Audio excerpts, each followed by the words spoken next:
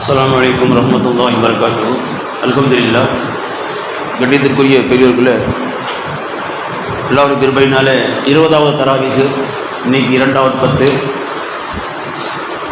20வது தராவீஹ் தொழுதிருக்கின்றோம். 25 ஜுஸுகள் நாம் ஓத கேட்டிருக்கிறோம்.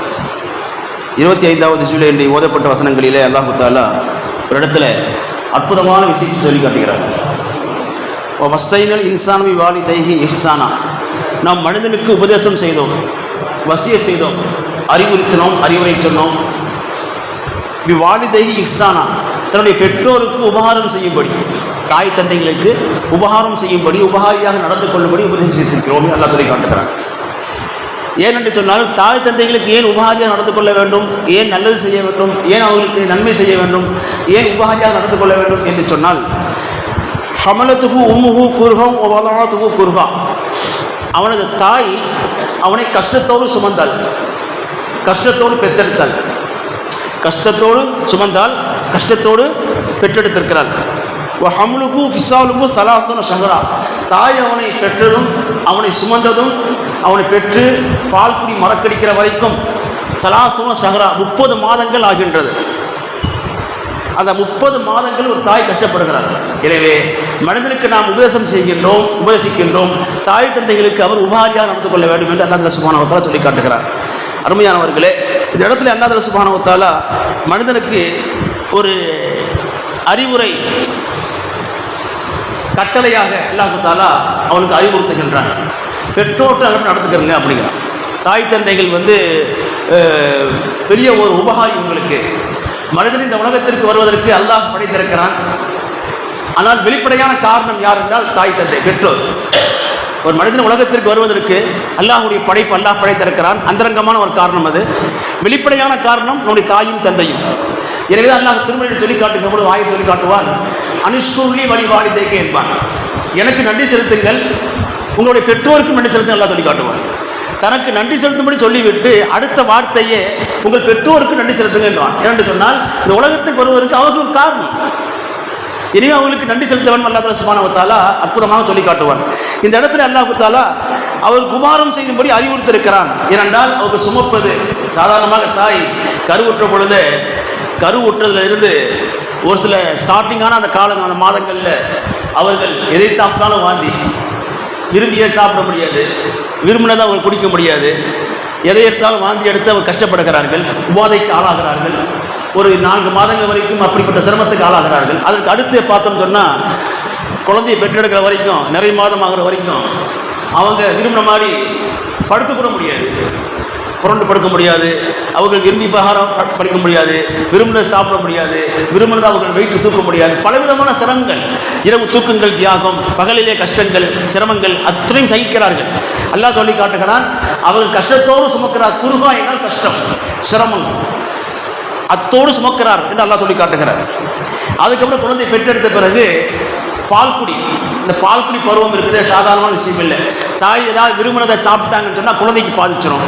இப்போ குழந்தைக்காக வேண்டியே அவங்க என்ன செய்ய மாட்டாங்க, விரும்பினதை, அவங்க ஆசைப்பட்டதை சாப்பிட முடியாது. எல்லாத்தையும் பத்தியம், எல்லாத்தையுமே கண்ட்ரோல் எல்லாம் செஞ்சு தான் வயிற்ற கட்டி வாயை கட்டி அவங்க பல சிரமங்களுக்கு ஆளாகி அந்த குழந்தைக்கு பாதிச்சிருக்காக வேண்டி கண்ணும் கடுத்துமா அந்த குழந்தை இரவுல தூங்குறேன்னு சொன்னால் தாய் விடிய விழிச்சிருப்பான். தந்தை கூட தூங்கிட்டு இருப்பாரு கோட்டை விட்டு. அந்த தாய் என்ன செய்வாங்க, விடிய தூங்காம விழிச்சிருப்பாங்க, தொட்டியை பிடிச்சி ஆடிக்கிட்டே இருப்பாங்க விடிய. ஏன்னா அல்லாஹ் சொல்லி காட்டுகிறான் திருமறையில், ஸலாஸுன ஷஹ்ரா 30 மாதங்கள் கஷ்டப்படுகிறார் தாய், குழந்தையை சுமந்ததிலிருந்து பால் குடி மறக்கிற வரைக்கும்.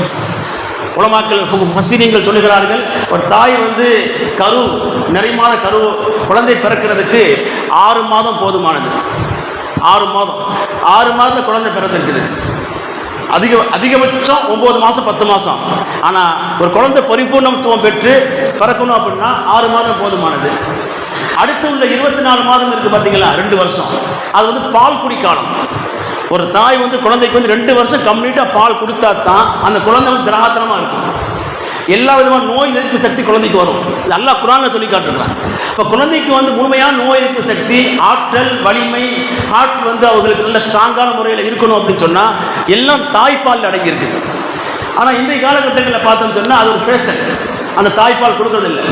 குழந்தை 2 மாதம் 3 மாதத்துலேயே என்ன செய்றாங்க, அந்த குட்டி பால் கொடுக்க ஆரம்பிச்சிடுறாங்க, மாவு கலக்கி கொடுக்க ஆரம்பிச்சிடறாங்க. குழந்தை பலவீனமாக இருக்குது. இப்போ ஆஸ்பத்திரி தூக்கிட்டு காலமெல்லாம் என்ன செய்றாங்க, லட்சக்கணக்கில் செலவழித்துட்டு திரிகிறாங்க. அல்லாஹ் சுப்ஹானஹு வ தஆலா எல்லா விதமான உடல் ஆரோக்கியமும் அல்லாஹ் தாய்ப்பாலில் வச்சிருக்கிறான். இதெல்லாம் குர்ஆனில் சொல்லி காட்டுகிற பொழுது 30 மாதங்களில் அல்லாஹ் சுப்ஹானஹு வ தஆலா சொல்லி காட்டுகிறார். அலி ரலியல்லாஹு அன்ஹு கூறுகிறார்கள், கருவுற்ற காலம் இருக்கிறத குறைஞ்சபட்சம் 6 மாதம் அந்த கருவை சுமந்து குழந்தை பெற்றுடலாம், 6 மாதத்தில் பெற்றுடலாம். அதுக்கு அடுத்து இருக்கிற அந்த காலம் இருக்கிறத 2 வருஷம், அது வந்து பால்குடி வருஷம். குர்ஆன் அல்லாஹ் வேற ஆயத் சொல்லி காட்டுகிறான், வல் வாலிதாத்து யுர்திஅன அவுலாதஹுன்ன ஹவுலைனி காமிலைன். அவருடைய பெற்றோர் தாய் 2 வருடங்கள் பரிபூர்ணமாக குழந்தைக்கு பால் ஊட்டுகிறார்கள் என்று அல்லாஹ் வேற ஆயத் சொல்லி காமிக்கிறான். இப்போ 2 வருஷம்னா 24 மாதம். அப்போ 2 வருஷம் குழந்தைக்கு பால் ஊட்டணும் அப்படின்னு அல்லாஹ் சுப்ஹானஹு சொல்லி காட்டுகிறார். இவன் அலி ரலியல்லாஹு சொல்லி காட்டுகிறார்கள், ஒரு 6 மாதமே குழந்தை பிறக்கிறதுக்கு போதுமானது, அதிகபட்சம் தான் 9 மாதம் 10 மாதங்கிறது. உஸ்மான் ரலியல்லாஹு ஆட்சி காலத்தில் ஒரு பெண்மணி வந்து 6 மாதத்தில் குழந்தை பெற்றுருச்சு. 6 மாதத்துக்கு குழந்தையை பெற்ற உடனே உஸ்மான் ரலியல்லாஹு சொன்னாங்க, இது தவறான முறையில் நீ குழந்தையை பெற்றிருக்கிற, நிக்கா முடிச்சு 6 மாதத்துக்கு குழந்தை பெற்றிருக்கிற, அப்படி தவறான முறையில் ஆரம்பத்தில் ஒரு நடவடிக்கை இருந்திருக்குதுன்னு சொல்லி இது வந்து உனக்கு தண்டனை கொடுக்கணும், ரஜ்ஜும் அடிக்கணும், கல்லால் அடிக்கணும், சாட்டடி கொடுக்கணும், நீ ஒரு தப்பான முறையில் பிறந்திருக்குதுன்னு சொல்லி அவர் சட்டத்தை பாஸ் பண்ணுறாரு. அப்போ அலி ரலியல்லாஹு வந்து கொஞ்சம் பொறுங்க, அல்லாஹ் குர்ஆன் என்ன சொல்லியிருக்கிறான்னு சொல்லி இந்த ஆயத்தை ஓதி காட்டினாங்க. அதாவது 6 மாதத்திலேயே குழந்தைய வந்து பரிபூர்ணமான முறையில் பிறக்க முடியுங்கிற அல்லாஹ் சொல்லி காட்டியிருக்கிறார். 30 மாதங்கள் தான் தாய் வந்து குழந்தைய என்ன செய்கிறார், சுமந்ததில் இருந்து பால்குடி மறக்கிற வரை கஷ்டத்தை சுமந்து கொள்கிறார். வேறு ஆயத்தில் வந்து பரிபூர்ணமாக 2 வருடங்கள் அல்லாஹ் தஆலா சொல்லி காட்டுகிறார், தாய் வந்து குழந்தைக்கு பால் ஊட்டுகிறாள் என்று. அப்போ 6 மாதத்தில் வந்து குழந்தை பெற்றதும் கூட பரிபூர்ணமான ஒரு கரு தான் அது. இந்த தாய் இந்த கணவருக்கு பெற்ற பிள்ளை தான் இது என்று அலி ரலியல்லாஹு அன்ஹு அவர்கள் இந்த ஆயத்தை சொன்ன பிறகுதான் உஸ்மான் ரலியல்லாஹு அன்ஹு அவர்கள் தன் சட்டத்தை வாபஸ் பெறுகிறார்கள். சரியாக சொன்னீர்கள், இதுதான் கரெக்டு, நான் கூட சரியாக கவனிக்கவில்லை என்று தன்னுடைய சட்டத்தை திரும்ப பெற்றுக் கொள்கிறார்கள். அலி ரலியல்லாஹு சொன்னதை போன்று சரிதான் என்று முடிவுக்கு வருகிறார்கள். அருமையானவர்களே, தாய் வந்து ரொம்ப மதிக்கப்படக்கூடியவர். நபிகள் பெருமானார் சஹாபி வந்து கேட்டாரு, நான் யாருக்கு வந்து அதிகமாக கடமைப்பட்டிருக்கிறேன். ரசூலுல்லாஹ் சொன்னாங்க, சில் உம்மக்க, உன் தாயோடு சேர்ந்து வாழ்ந்துக்க, தாய்க்கு அதிகமாக உபகாரம் பண்ணு. பிறகு யாருக்கு, சும்மசி, பிறகு நீ தாயோட உபகாரம் நடந்து கொள். பிறகு உம்மக்க, பிறகு உன் தாய்கிட்ட தான். 3 முறை சொன்னாங்க, உன் தாய்க்கு தான் நீ வந்து உபாயம் நடந்து கொள்ளணும், தாய்க்கு நடந்து கொள்ளணும்னு சொல்லி. ஏன்னா தந்தையை விட தாய் தான் அதிகமாக சிரமத்தை எடுத்துக்கிறாங்க. தந்தைக்கு அவ்வளோ பெரிய சிரமங்கள் எதுவும் கிடையாது, அது கொஞ்சம் தான், என்ன பொருளாதாரத்தை ஈட்டுறது மட்டும்தான். இது போக தாய்க்கு தான் பெரிய சிரமம். ஒரு கை குழந்தைய வந்து தாய் கணவர் கையில் கொடுத்துட்டு 2 நாளைக்கு அம்மா வீட்டுக்கு போயிட்டாங்கன்னா இந்த கணவர் 2 நாளைக்கு வச்சு பார்த்துருவாரா? ஒரு நாள் பார்க்க முடியுமா? ஒரு இரவு பார்க்க முடியுமா? தான் பெற்ற பிள்ளைய ஒரு இரவு ஒரு நாள் மனைவி இல்லாமல் கணவர் மட்டும் அந்த பிள்ளையை கையில் வச்சுக்கிட்டு பார்த்துட முடியுமா? கிறுக்கு பிடிச்சிடும் இல்லையா? அவளால் முடியாது. அப்போ அந்த தாய் தான் அந்த குழந்தைய பார்க்க முடியும். குழந்தை அழுதா எதுக்கு அழுகுது, காரணம் தாய்க்கு தான் தெரியும். அந்த அளவுக்கு தாயுடைய உணர்வு இருக்குது. எனவே தாய்க்கு தான் உபாயம் நடந்துக்கணும்னு சொன்னாங்க. 4வது சொன்னாங்க, சும்மா அபாக்க, பிறகு தந்தைக்கு நீ என்ன செய்யணும், நன்றி கடன் பட்டிருக்கிறாய், உபாரியாக நடந்து கொள்ள வேண்டும், அவர்களுக்கு நீ உபாரம் செய்ய வேண்டும் என்று சொன்னார்கள். பிறகு சொன்னாங்க, சும்மா அதனாக்க, தந்தைக்கு அடுத்து யாருன்னா உனக்கு யாரும் நெருக்கமான உறவுகள் இருக்கிறார்களோ அந்த உறவினருக்கு நீ என்ன செய்யணும், உபாரியாக நடந்து கொள்ள வேண்டும். சும்மா அதனாக்க, பிறகு அவங்களுக்கு அடுத்து யார் நெருக்கமான உறவு இருக்கிறார்களோ அவர்களுக்கு நீ உபாரியாக நடந்து கொள்ள வேண்டும் என்று அவர்கள் அடுத்து சொல்லி காட்டினார்கள்.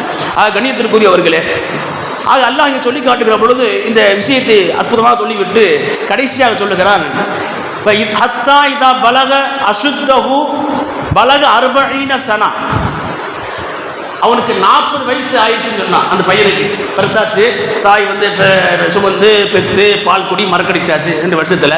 அதுக்கப்புறம் வளர்த்து ஆளாக்கி தர்பியத் கொடுத்து பலக அசுத்தகு பருவ வயது அடைஞ்சாச்சு, வாலிய வயசு 18 வயசு அடைஞ்சாச்சு. அதுக்கப்புறம் பலக 40 சனா 40 வயசு ஆயிடுச்சு அப்படின்னு சொன்னால் இப்போ வந்து அவர் என்ன செய்கிறாரு, தாய் பக்கம் திரும்புகிறார். தாய்க்காக துவா செய்யணும். எப்படி துவா செய்யணும்? கால ரப்பி அவுஸிஅனி அன் அஷ்குர நிஅமதக அல்லதி அன்அம்த அலைய, ரப்பே எனக்கு அஷ்குர்னி அன் நிஅமதக அல்லதி அன்அம்த அலைய, எனக்கும் நீ என்ன உபகாரம் செய்திருக்கிறாயோ அந்த உபகாரத்திற்கு நான் நன்றி செலுத்தும்படியாக ஆக்கி அருள் புரிவாயாக வாலிதைய என் பெற்றோர் தாய்க்கும் என்ன உபகாரம் செய்திருக்கிறாயோ அதற்கு நான் நன்றி செலுத்தும்படி என்னை அருள் புரிவாயாக, தௌஃபீக் செய்வாயாக. அவுஸிஅனி அஸ்து நிஅமத்தக அல்லதி அன்அம்த அலைய வஅலா வாலிதைய அமல சாலிஹன் தர்லா. நீ பொருந்திக் கொள்ளும்படியான, நீ திருப்தி கொள்ளும்படியான முறையில் நான் நல்ல அமல் செய்வதற்கு எனக்கு அருள் புரிவாயாக. வாஸ்லிஹி துர்ரியதி, என் சந்ததிகளை நீ சீர்படுத்துவாயாக. இன்னி துபுத்து இல்லை, நான் உன் பக்கமே மீளுகிறேன், உன் பக்கமே தௌபா செய்து திரும்புகிறேன். இன்னி மினல் முஸ்லிமீன், நான் முஸ்லிம்களில் உள்ளவனாக இருக்கிறேன் என்று 40 வயசுல அந்த குழந்தை என்ன செய்யணும், துவா செய்யணும் என்று அல்லாஹ் சுப்ஹானஹு வ தஆலா சொல்லி காட்டுகிறார். கண்ணியத்துக்குரியவர்களே, இந்த ஆயத்து யார் சம்பந்தமாக இறங்குச்சு அப்படின்னு சொன்னா அபூபக்கர் சித்திக் ரலியல்லாஹு அன்ஹு அவர்கள் சம்பந்தமாக இறங்கி இருக்குதுன்னு சொல்லி முஃபஸ்ஸிரீன்கள் ஹதீஸ் கிதாபுகள் நம்ம பார்க்குறோம். அது பதிவு செய்கிறாங்க.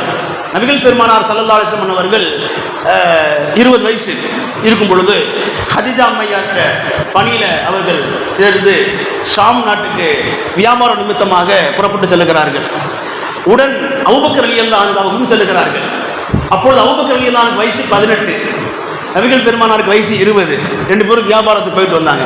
அப்படி கூட போகும் பொழுது நபிகள் நாயகத்தினுடைய அந்த 20 வயசுல ரசூலுல்லாஹ்வுடைய அந்த பக்குவம், அதனுடைய பேச்சு, அதனுடைய நுணுக்கம், அந்த உண்மை, எல்லா விதமான செயல்களையும் பார்த்து அபூபக்கர் ரலியல்லாஹு அன்ஹு அப்படியே நினைச்சாங்க, ஈர்க்கப்பட்டார்கள். நபிகள் பெருமானார் மீது அப்படி ஈர்க்கப்பட்டார்கள். அந்த முஹப்பத் அதிகமாகிவிட்டது. அதற்கு பிறகு ரசூல் ஸல்லல்லாஹு அலைஹி கூடயே இருந்தாங்க எல்லாரும். அந்த அளவுக்கு அவங்க என்ன ஆயிட்டாங்க, ரசூலுல்லாஹ் மேல ஒரு ஈர்ப்பு ஏற்பட்டு முஹப்பத்துக்கு ஆளாகி அப்படியே ரசிகராக மாறிட்டாங்க. அந்த அளவுக்கு நபிகள் பெருமாள் கூடயே இருந்தாங்க. ஸல்லல்லாஹு அலைஹி வஸல்லம் அவர்கள் 40 வயசுல நபி பட்டம் கிடைச்ச உடனே அபூபக்கர் ரலியல்லாஹு அன்ஹு வயசு 38. முதல்ல கலிமா சொல்லி ஈமான் கொண்டவங்க அபூபக்கர் ரலியல்லாஹு அன்ஹு. அதற்கப்புறம் ஈமான் கொண்டதுக்கு பிறகு கிதாபுகளில் பார்க்குறோம், அபூபக்கர் ரலியல்லாஹு அன்ஹுடைய மனைவி இஸ்லாத்துக்கு வந்துட்டாங்க. அதுக்கப்புறம் அவங்களுடைய பிள்ளைகள் எல்லாம் இஸ்லாத்துக்கு வந்துட்டாங்க. அபூபக்கர் ரலியல்லாஹு அன்ஹு தாய் இஸ்லாத்துக்கு வந்துட்டாங்க, தந்தையும் இஸ்லாத்துக்கு வந்துட்டாங்க. அவருடைய மொத்த குடும்பம் இஸ்லாத்துக்கு வந்துட்டாங்க. என்ன காரணம்னா அவங்க இஸ்லாத்துக்கு அவங்க 40 வயசுல நபிகள் பெருமானார 38 வயசுல ஈமான் கொண்ட பின்னால ரசூலுல்லாஹ்க்கு வயசு 40, பட்டம் கிடைச்சிருச்சு. அபூபக்கருக்கு வயசு 38. அபூபக்கர் ரலியல்லாஹு அன்ஹு 40 வயசு ஆன உடனே இந்த துவா செஞ்சார். ரப்பி அவ்ஸிஅனி அன் அஷ்குர நிஅமத்தக அல்லதி அன்அம்த அலை வ அலா வாலிதைய அன் அஅமல சாலிஹன் தர்லா வஸ்லிஹி லி துர்ரியதி இன்னி துப்து இலை வ இன்னி மினல் முஸ்லிமீன் துவா செஞ்சார். அல்லாஹ் தஆலா துவா கபூல் செஞ்சான். அவருக்கு ஹிதாயத் கிடைச்ச மாதிரி அவருடைய சகோதரர்களுக்கு, அவருடைய பெற்றோருக்கு, அவருடைய பிள்ளைகளுக்கு, அவருடைய மனைவிக்கு, அவருடைய தாய் தந்தைகளுக்கு எல்லாருக்கும் எல்லாம் என்ன செஞ்சான், ஹிதாயத் கொடுத்தான். சஹாபாக்களே மொத்த குடும்பமும் ஹிதாயத் பெற்றது என்று சொன்னால் அபூபக்கர் ரலியல்லாஹு அன்ஹுடைய குடும்பம் மட்டும்தான் என்பதாக நம்ம வரலாற்று ஆசிரியர் மூலமாக என்ன செய்கிறோம், பதிவு செய்யப்பட்ட விஷயங்களை பார்க்கின்றோம். கண்ணியத்திற்குரியவர்களே, பொதுவாக அலி ரலியல்லாஹு அன்ஹு அவர்கள் சொல்லி காட்டுகிறார்கள், ஒரு உஸ்மான் ரலியல்லாஹு அன்ஹு சொல்லுகிறார்கள், ஒரு ஹதீஸ் ஒன்று, அதாவது ஒரு மனிதர் 40 வயசு ஆகும் பொழுது அல்லாஹ் தஆலா அவருக்கு கேள்வி கணக்கு லேசாக்குகிறான். 40 வயசு ஆயிடுச்சுன்னு சொன்னால் கேள்வி கணக்கு லேசாக்கிறான். அதுக்கப்புறம் 60 வயசு ஆகும் பொழுது என்ன பண்ணுறாருன்னா அல்லாஹ்வின் பக்கம் திரும்ப ஆரம்பிச்சிடுறாரு. அல்லாஹ்வின் பக்கம் முன்னோக்குகிறார், அல்லாஹ்வின் பக்கம் திரும்புகிறார், அல்லாஹ்வின் பக்கம் மீளுகிறார், தௌபா செய்து அமல்களில் ஈடுபடுகிறார். 60 வயசு ஆயிடுச்சுன்னு சொன்னால் 70 வயசு ஆகி போச்சுன்னு சொன்னால் அல்லாஹ் சுப்ஹானஹு வ தஆலா என்ன பண்ணுறான்னு சொன்னால் வானத்தில் உள்ள எல்லா மலக்குகளுக்கும் அல்லாஹ் உத்தரவு போடுறான், இவர் மேலே முகப்பத் வைங்கன்னு சொல்லி. இப்போ 70 வயசு ஆகி போச்சுன்னு சொன்னால் வானத்தில் எல்லா மலக்குகளுமே இவரை நேசிக்க ஆரம்பிச்சிடுறாங்க. 80 வயசு ஆகி போச்சுன்னு சொன்னால் அல்லாஹ் என்ன பண்ணுறான், அந்த இவருடைய எல்லா பாவங்களையும் அல்லாஹ் அழிச்சிட்டு எல்லா நன்மைகளையும் அல்லாஹ் கபூல் செய்கிறான். 90 வயசு ஆகும் பொழுது அல்லாஹ் சுப்ஹானஹு வ தஆலா இவருடைய முந்தைய பிந்தைய எல்லா பாவத்தையும் மன்னிச்சிடறான். மன்னிச்சுட்டு இவர் பெயரை பதிவு பண்ணுறான், அஸ்யருல்லாஹி ஃபில் அருள், இவர் பூமியில அல்லாஹ்வுடைய கைதி, அல்லாஹ்வுடைய கைதியாக இருக்கிறார் பூமியிலே. அல்லாஹ் என்ன செய்றான், இவர் பெயரை பதிவு பண்ணிடுறான். எல்லா குற்றம் மன்னிக்கப்பட்டு போகுது. இப்போ 40க்கு அடுத்தடுத்து அல்லாஹ் சுப்ஹானஹு வ தஆலா ஒவ்வொரு கட்டங்கள்லையும் பெரிய ஒரு மாற்றத்தை ஏற்படுத்துகிறார். எனவே சொல்லப்பட்டிருக்கிறது 40 வயசுங்கிறது இருக்கிறது எப்படிப்பட்ட வயசுன்னு சொன்னால் அல்லாஹ் சொல்ற 40 சொன்னாங்கிறான்ல, எந்த வயசுன்னு சொன்னால் முந்தைய பாவங்களை பற்றி வருந்தி மன்னிப்பு கேட்டுறதும் அடுத்து இருக்கிற வாழ்க்கையை சீரமைக்கிறதுக்கு உண்டான சரியான பக்குவம். ஒரு மனிதர் 40 வயசுல அவர் சரியான மாற்றத்தை ஏற்படுத்திட்டாருன்னு சொன்னால் அது கடைசி வரைக்கும் நீடிக்கும். 40 வயசுல அவருக்கு மாற்றம் வரலன்னு சொன்னால் அது கடைசி வரைக்கும் வராது. அப்படிங்கிறத முஃபஸ்ஸிரீன்கள் சொல்லி காட்டுகிறார்கள். எனவேதான் 40 வயசு என்பது முக்கியமான ஒன்று. அந்த வயசுல இந்த துவா செய்ய வேண்டி கடமைப்பட்டிருக்கிறோம் என்பதை நம்ம தஃசீர் கிதாபுகளில் பார்க்கப்படுகிறது. கண்ணியத்துக்குரியவர்களே, ஆக நம்முடைய பெற்றோருக்கு நாம் கடமைப்பட்டிருக்கின்றோம். பெற்றோர்கள் தாய் தந்தைகளுக்கு அதிகமாக உபகாரம் செய்கிற பொழுதுதான் அல்லாஹ்வுடைய அன்பை பெற முடியும். தாயின் காலடியில் சொர்க்கம், தந்தையின் திருப்தியில் அல்லாஹ்வுடைய திருப்தி இருக்கிறது, தந்தையின் சந்தோஷம் அல்லாஹ்வுடைய சந்தோஷம் இருக்கிறது என்று நபிகள் பெருமான் சொல்லி காண்பித்திருக்கிறார்கள். இதுபோல நிறைய சிறப்பம்சம் நாம் கேள்விப்பட்டிருப்போம். அல்லாஹ் அனைவருக்கும் இந்த ஆயத்தில் சொல்லப்பட்ட பிரகாரமாக நாமும் நம்முடைய பெற்றோருக்காக துவா செய்வோம். இந்த மாதிரி துவா செய்து நாமும் நம்முடைய சந்ததிகள், நம்முடைய குடும்பத்தார்கள் எல்லோருடைய ஹிதாயத்துக்காக வேண்டியும் அல்லாஹ்விடத்திலே மன்றாடுவோம். அல்லாஹ் அருள் புரிவானாக. ஆமீன். அஸ்ஸலாமு அலைக்கும் வரஹ்மத்துல்லாஹி வபரகாத்துஹு.